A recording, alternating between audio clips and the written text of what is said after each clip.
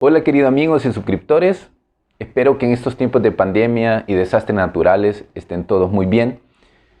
Hoy quiero compartir con ustedes un libro muy profundo, muy importante que les recomiendo leer. Se llama Reinventarse, tu segunda oportunidad.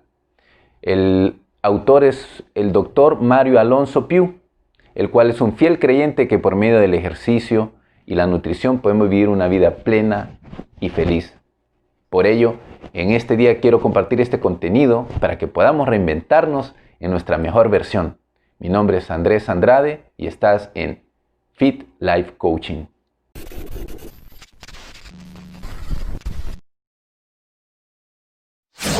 Reinventarse.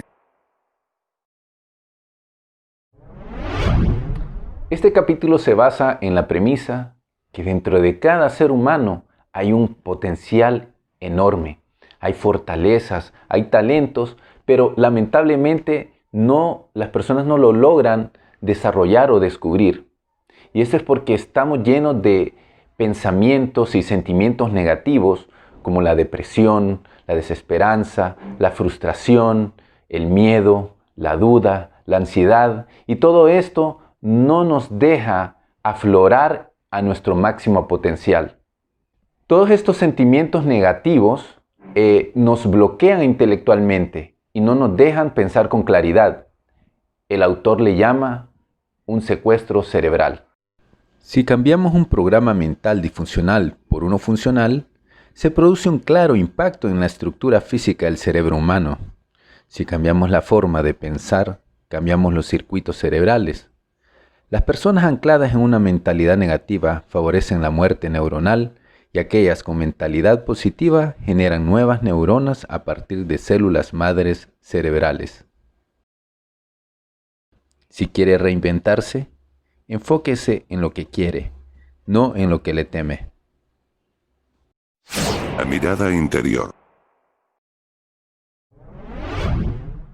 Lo que nos habla el doctor en este capítulo es que nuestras experiencias personales, sobre todo cuando son muy intensas a un nivel emocional y se dan en la etapa de la niñez, nos pueden marcar y puede crear lo que él llama creencias inconscientes, y que son esas creencias que nosotros creemos como algo real, algo que no tiene duda y que defendemos a capa de espada. Él lo llama una auténtica certeza que no admite discusión. La mayor parte de estas convicciones es que nos limitan y lo hacen sin que nos demos cuenta, porque lo hacen de una manera inconsciente. Muchas veces estamos convencidos que somos de determinada manera y que no podemos cambiar, y de ahí ya nos estamos limitando.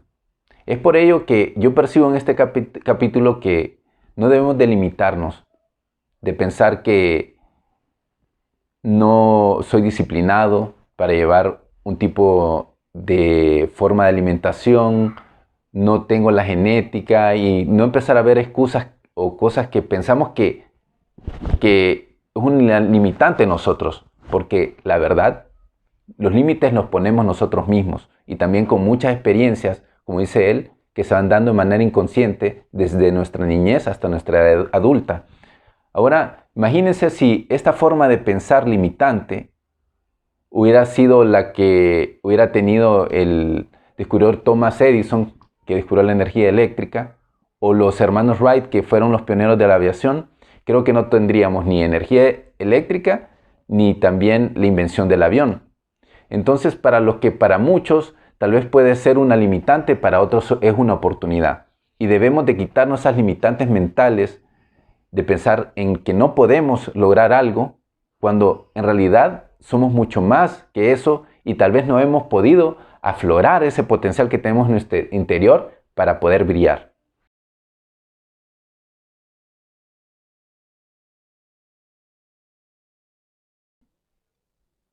Debajo de muchos de sus miedos más profundos no existe una incapacidad real de enfrentarse a ellos, sino la convicción de que usted es incapaz.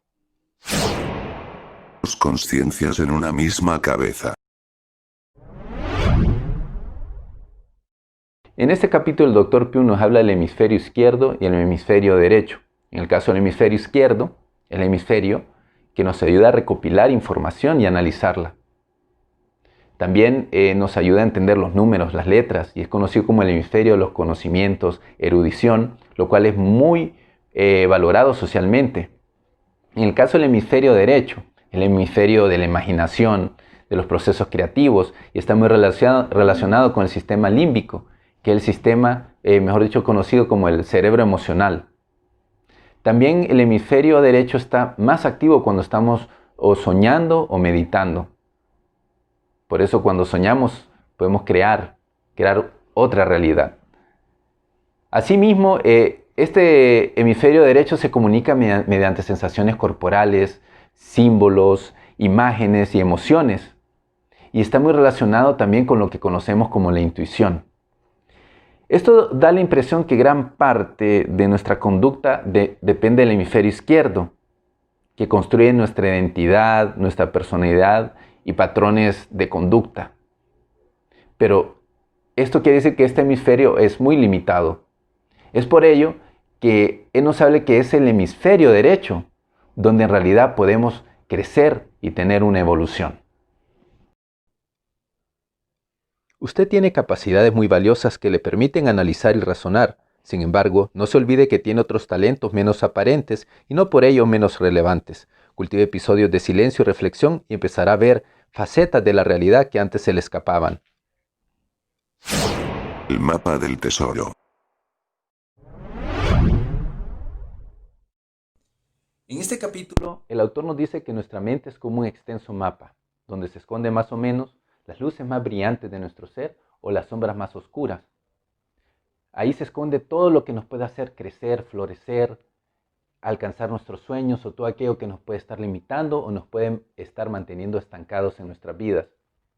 Todo lo que conocemos de manera consciente es imposible que pueda ayudarnos a descubrir nuestras experiencias que nos han afectado en nuestro pasado y que están en el interior de nuestro ser. Para eso es importante llegar a conocer el subconsciente. Él hace la interesante analogía que el consciente es como ese capitán de un velero y el subconsciente es como las velas que impulsan ese velero, el viento que impulsa ese velero. El capitán si quiere dirigirse a un lugar pero no conoce ni sabe la forma como manejar el viento a su favor, nunca va a dirigirse a ningún lugar.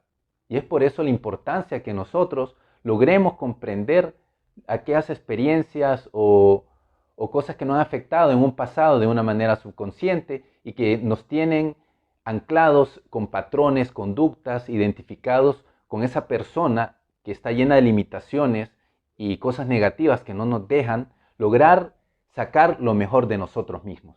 Él realiza las siguientes preguntas. ¿Son las oportunidades que vemos las únicas que existen? ¿Somos capaces de imaginar las cosas bellas que podríamos descubrir en nosotros mismos, en los demás y en el mundo, logrando ir más allá de nuestros filtros mentales o percepción de la vida? Muchas veces lo más valioso está oculto a nuestros ojos. Acérquese a lo que ya conocemos con espíritu abierto. Puede ayudarnos a descubrir mucho más. Dibujando el más valioso de los cuadros. Nuestra personalidad, nuestra identidad debemos de verla de una estructura dinámica para lograr un cambio personal. El autor nos da un ejemplo para centrarnos en el origen de nuestra personalidad. Nos invita a recordar cuando construimos un castillo de arena. Vino una ola y se lo llevó. Ese sentimiento de desesperanza, ese sentimiento de desolación que invade nuestro ser es lo mismo que pasa cuando queremos soltar una personalidad a la cual estamos tan aferrados, estamos tan identificados. Esa personalidad que decimos yo soy así y no puedo cambiar, aunque sea una personalidad limitante y negativa. De igual manera, por eso habla de lo importante a la hora de dirigirnos a nuestros hijos y más a partir del verbo ser. Construimos todo lo relacionado a su personalidad. Aconseja cambiar ese verbo ser para los niños. En vez de decirle eres desordenado, decirles hay desorden. En vez de eres incapaz, actúas con lentitud. En vez de decirle eres torpe, has cometido una torpeza. Esa persona que creemos ser esa identidad, lo bueno es saber que en realidad podemos modificar esa imagen, podemos modificar esa personalidad por algo mejor. Ese retrato que tenemos o personalidad que nos identificamos por una de un mayor empoderamiento, de mayor crecimiento.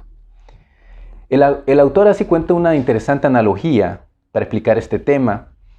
Dice que en algunas partes de Asia, para atrapar a los monos se coloca una trampa que es una caja de madera con un orificio circular que le permite al monito con su mano estirada penetrar en su interior. Dentro de la caja se pone un alimento sabroso para el monito y se deja ahí. Al cabo de un momento llega un monito, inspecciona, ve en su interior, introduce su mano estirada, agarra la fruta, se aferra a ella y de ahí cuando quiere escapar no puede porque está aferrada a la fruta, no la quiere soltar. Entonces es el momento ideal para que sus cazadores puedan atraparlo sin ningún problema. Pues esta analogía es igual a lo que pasa con nuestra personalidad. Estamos tan aferrados a ella, a que no queremos cambiar, que no hay manera que nosotros queramos dejar muchas de las cosas, como decir los vicios, pensamientos negativos, todo eso que nos está limitando. Somos como ese gusanito que no quiere transformarse en una mariposa. No quiere tener esa transformación para poder desplegar sus alas y volar. Y eso mismo es lo que nosotros debemos de hacer. Cambiar para mejorar, estar en evolución, en crecimiento. De esa manera nosotros en realidad nos vamos a ir sintiendo con un significado en nuestra vida. Al evolucionar no nos vamos a sentir estancados, vamos a sentirnos más plenos, nos vamos a sentir más felices.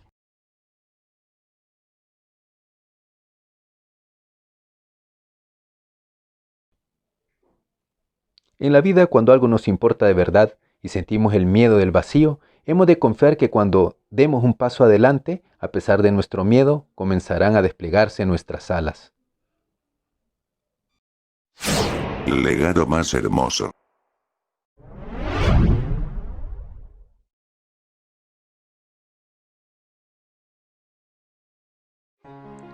El soberano de un gran reino se encontraba ya en avanzada edad y quería asegurarse que antes de abandonar el mundo, le transmitiría a su hijo una importante lección. A lo largo de las épocas más difíciles de su reinado, aquello había sido clave para mantenerse firme y conseguir que finalmente reinara en su país la paz y la armonía. Por alguna razón, el joven príncipe no acababa de entender lo que su padre le decía. Sí, padre, comprendo que para ti es muy importante el equilibrio, pero creo que es más importante la astucia y el poder. Un día, cuando el rey cabalgaba con su corcel, tuvo una gran idea. Tal vez mi hijo necesita, no que yo se lo repita más veces, sino verlo representado de alguna manera. Llevado por un lógico entusiasmo, convocó a las personas más importantes de su corte en el salón principal del palacio. Quiero que se convoque un concurso de pintura, dijo, el más grande e importante que se haya nunca creado.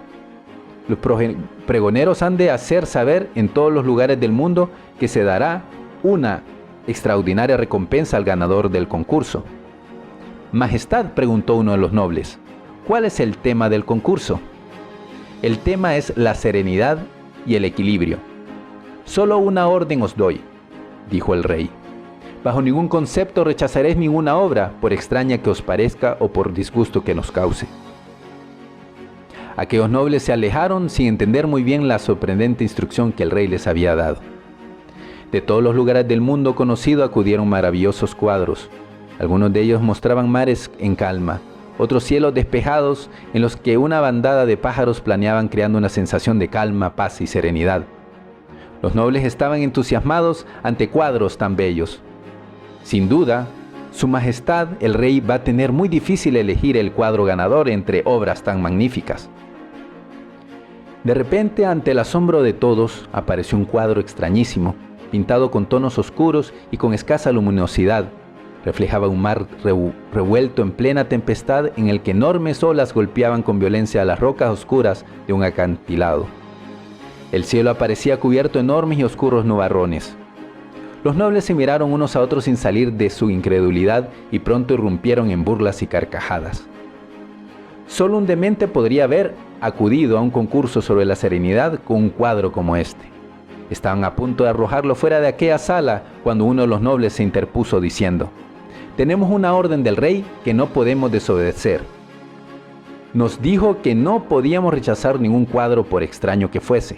Aunque no haya entendido esta orden, procede de nuestro soberano y no podemos ignorarla». «Está bien», dijo otro de los nobles, «pero poned este cuadro en cualquier rincón, donde apenas se vea». Llegó el día en el que Su Majestad el Rey tenía que decidir cuál era el cuadro ganador. Al llegar al salón de la exposición, su cara reflejaba un enorme júbilo, y sin embargo, a medida que iba viendo las distintas obras, su rostro transmitía una creciente decepción. «Majestad, ¿es que no os satisface ninguna de estas obras?», preguntó uno de los nobles. Sí, son muy hermosas», contestó el rey. «De eso no cabe duda, pero hay algo que a todas les hace falta».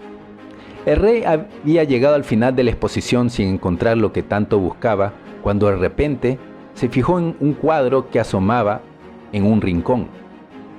«¿Qué es lo que hay ahí que apenas se ve?», preguntó. «Es otro cuadro, Majestad».